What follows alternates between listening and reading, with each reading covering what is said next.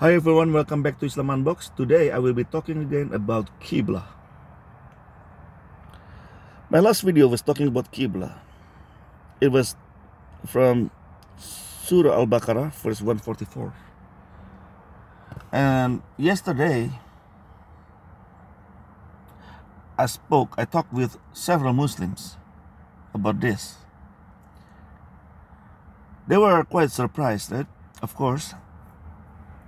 And one of them was is a Arabic speaker, and he said to me, Daniel,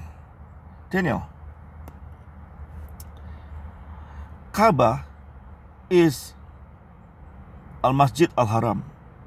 And I said to him, no. Al-Masjid Al-Haram is a masjid, a mosque. Kaaba is not a mosque. Kaaba is Baitullah, house of Allah. They are not the same. Although you can pray inside Kaaba, but Kaaba is not mosque that like regular mosque where people just come in and wash their feet and face and pray. And there's another Muslim also said to me, he said, maybe Kaaba is mentioned somewhere else in Quran, not in Al-Baqarah. I said, yeah, okay. And right? This is the problem. Let me read you 3 verses from Al-Baqarah. Surah Al-Baqarah, verse 144, 149, and 150. They're all similar, just slightly different. Bear it with me. Let us read one more time. Abdul Halim version. Many times we have seen you, Prophet, turn your face towards heaven, so we are turning you towards a prayer direction that pleases you. Turn your face in the direction of the sacred mosque. Wherever you believers may be, turn your faces to it. Those who were given the scripture know with certainty that this is the truth from the Lord. God is not unaware of what they do. Verse 149. Prophet, wherever you may have started out, turn your face in the direction of the sacred mosque. This is the truth from your Lord. He is not unaware of what you do. Verse 150. Wherever you may have started out, turn your face in the direction of the sacred mosque. Wherever any of you may be, turn your faces towards it, so that people may have no argument against you, except for the wrongdoers among them. Do not fear them.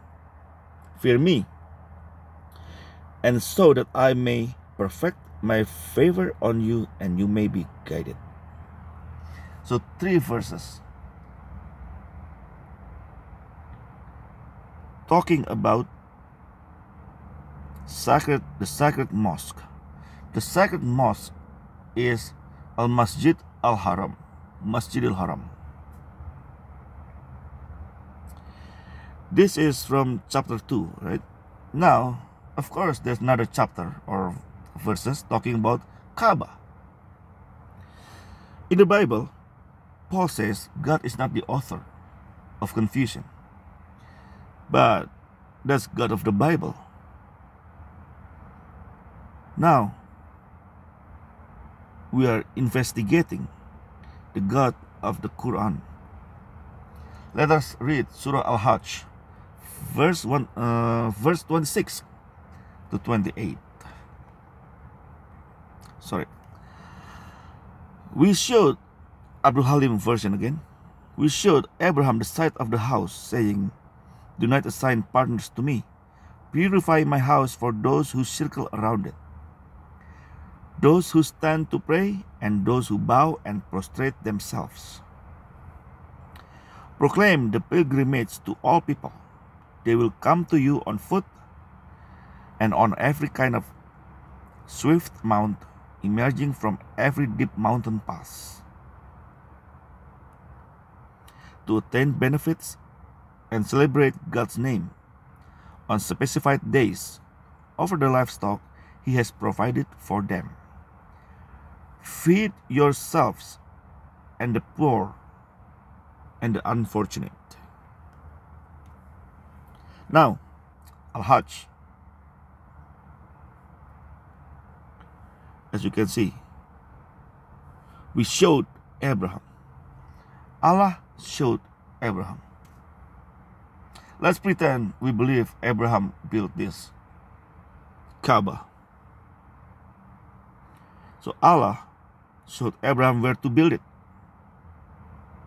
and asked Abraham to purify the house for those who circle around it, for those who stand to pray, for those who bow, for those who prostrate themselves. Right? First of all, you know how Allah abrogate verses often. But you never hear Muslims talking about how this is abrogated by Allah. The direction. The direction was abrogated once, not twice. Right? First, they were facing Jerusalem. When they were in Medina, they were facing Jerusalem when they were praying. And then Allah said, okay, I want to please you. Allah wanted to please Muhammad, so I want to please you. I will turn your prayer direction towards the sacred mosque, according to Surah Al-Baqarah. The sacred mosque is not Kaaba. Right? And then in Surah Al-Hajj, Allah showed Abraham to saying, okay, this is the house, purify this house, my house, who bow down to it. For those who pray, who bow down, who prostrate to it. So there are two different things now. Remember, even Surah Al-Baqarah is actually chapter 2, and Al-Hajj is chapter 22. But those are not the real revelation order, or what Muslim believe to be the order of revelation. The order of revelation, right? Let us read from Tanzil.net. I will show you here Surah Al-Baqarah. It's the 87th surah to be revealed. So prayer direction towards Masjidil Haram came in the 87th surah to be revealed. The prayer direction, or when Allah showed Abraham where to build Kaaba, is in Surah Al-Hajj, which is 103rd surah to be revealed. If we pretend we believe everything here, right? Pretend we are all Muslims and believe this. So, according to Surah Al-Baqarah, verse 144, 149, and 150, and according to Surah Al-Hajj, verse 26 to 28, first, Muslims praying towards Jerusalem, and then Allah changed it to please Muhammad. So they changed the prayer direction towards Al-Haram.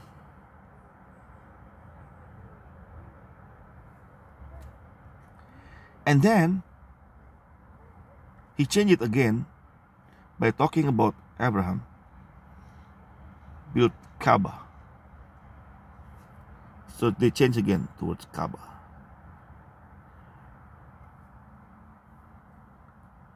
Muslims believe the prayer direction changed once, not twice. If we follow this, it means the prayer direction was changed twice, from Jerusalem and then change it to Al-Haram, from Al-Haram change it to Kaaba. But if you ask Muslim, when did Muhammad pray towards Al-Masjid Al-Haram? Did he ever pray towards Al-Masjid Al-Haram? No.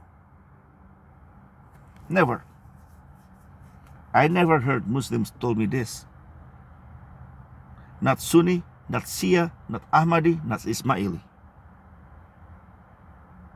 Well, actually, I never spoke to Ismaili anymore, so sorry, don't mean to lie, but yeah. So something is not right here. This is very confusing. If you really read Quran, it's very confusing. Pretend my argument on from my last video last week, my argument was wrong. Fine. So if my argument from my last video was wrong, it means the prayer direction changed twice. Because the verses there, 3 verses saying Al-Masjid Al-Haram.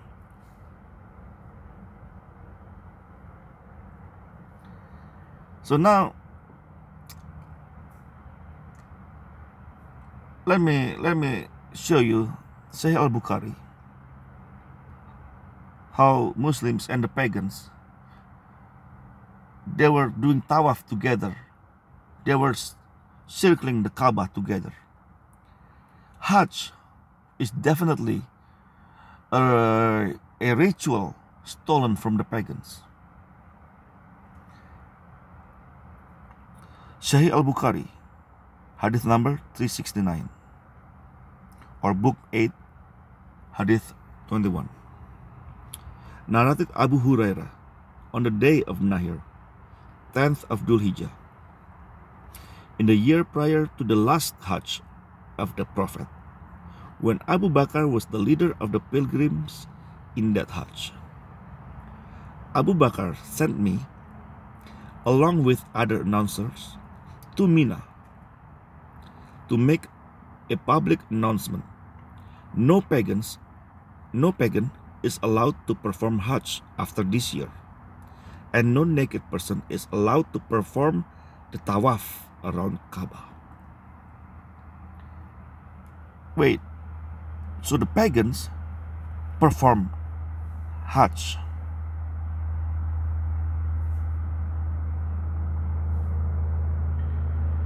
This hadith saying no pagans is allowed to perform Hajj after this year. So it means the pagans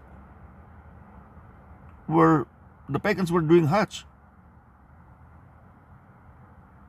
How come? And moreover, no naked person is allowed to perform tawaf around Kaaba. So when they were doing Hajj, they were doing tawaf, right? Circling the Kaaba.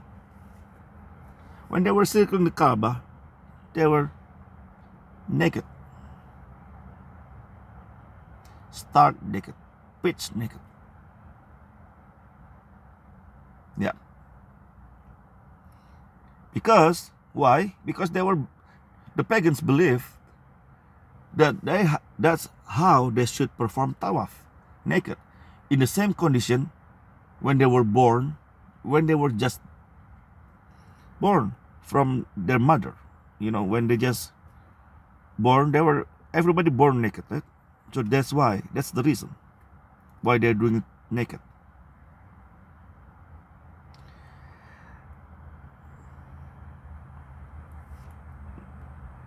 Abu Bakr sent people, and I assume it's under the order of Muhammad, to kick out the pagans from the ritual, from the Hajj, and to ban people, the pagans, from doing tawaf naked.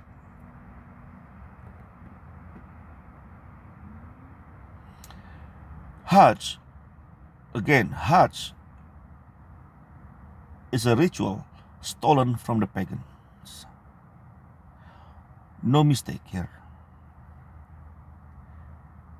That is why, if you read this from Sahih al-Bukhari, and that is why, if you read Surah Al-Hajj,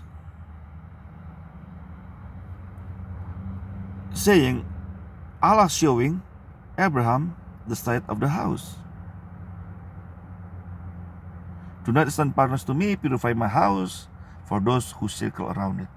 But how come the pagans circling the Kaaba? Were they following the same religion as Abraham? You said Abraham was Muslim. Muslims told us Abraham was Muslim. But how come the pagans doing that? So pagans too, Muslims? Right?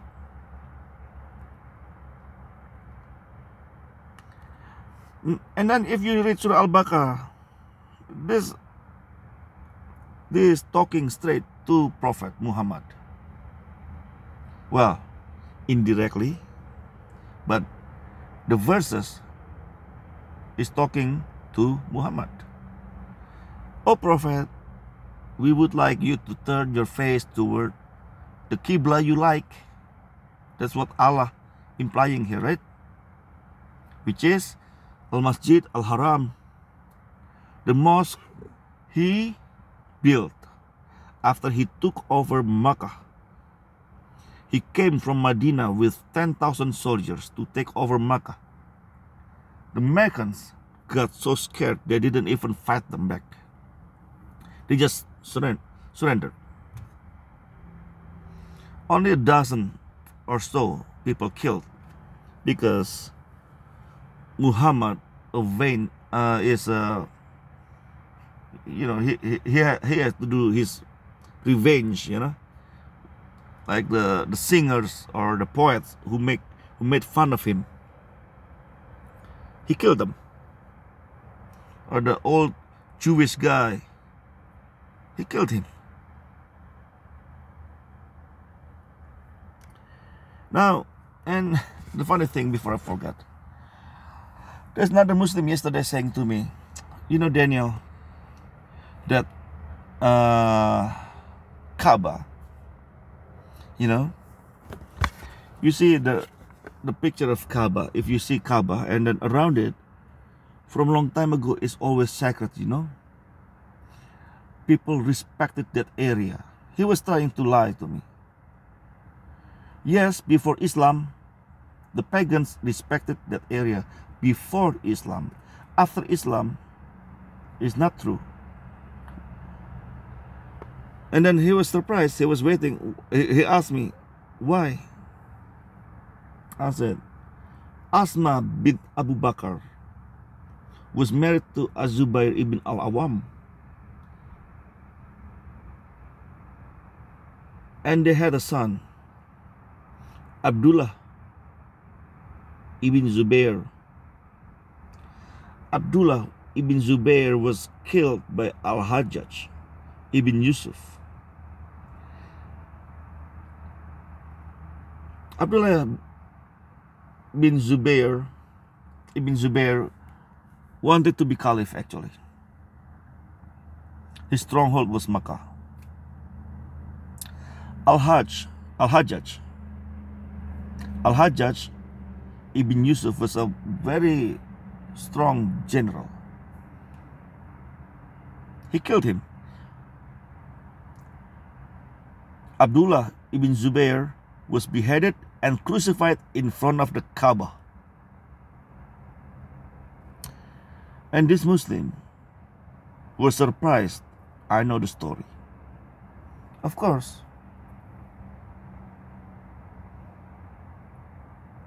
I know the story. I read it. Luckily. Thank God I read it. So that shut him up. And then he told me, oh, because Al-Haram was actually referring to something else. And then, you're spreading fitna. I'm not spreading fitna.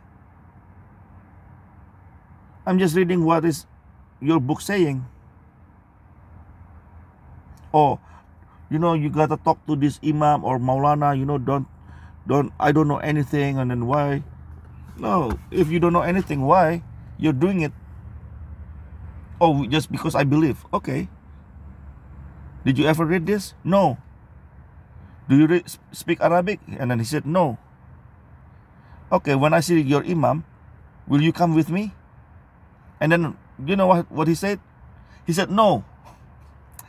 And then I asked him, don't you want to know what Allah is saying?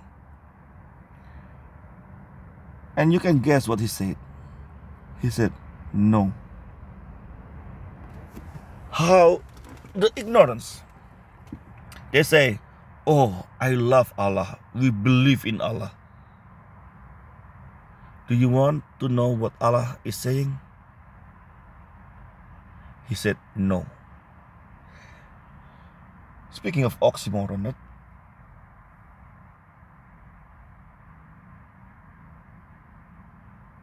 this is the problem. This problem not only one or two Muslims. It is a common problem among Muslims, especially who don't speak Arabic. Even if they speak Arabic, actually they don't actually read it, because they're too. When they recite Quran, they concentrate on the sound, on how they sing it. So it's almost, they don't know what it means anymore.